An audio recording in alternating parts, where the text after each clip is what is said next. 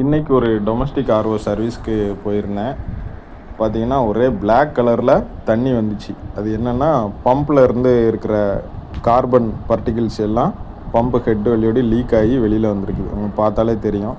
அதனால் பம்பை கழட்டிட்டு என்ன ப்ராப்ளம் அப்படின்னு பார்க்குறதுக்காக ட்ரை பண்ணோம்.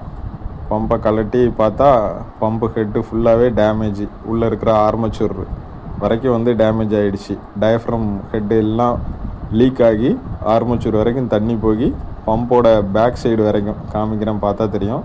பேக் சைடு வரைக்கும் தண்ணி வந்து லீக் ஆகிடுச்சு. ஸோ உள்ளே இருக்கிற கார்பன் பார்ட்டிகிள் எல்லாம் தண்ணியோடு சேர்ந்து வெளியில் வந்து அப்படி பிளாக் கலரில் ஆகியிருக்கு.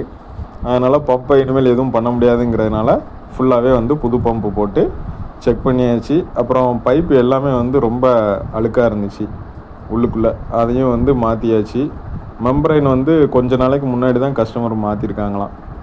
அதனால் அதை எதுவுமே பார்க்காம நார்மலாக ஃப்ளோ மட்டும் செக் பண்ணோம். சூப்பராக வந்துச்சு புது பம்புனால். இங்கே பாருங்கள் எவ்வளோ ஏர் பபிள்ஸ் அவுட்டு வழியோடி வருது அப்படின்னு சொல்லிட்டு. சரியான ப்ரெஷர். டிடிஎஸும் ஒரு 35 கிட்ட வந்துடுச்சு.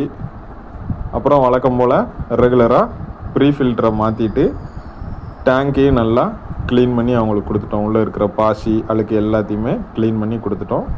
தேங்க்யூ.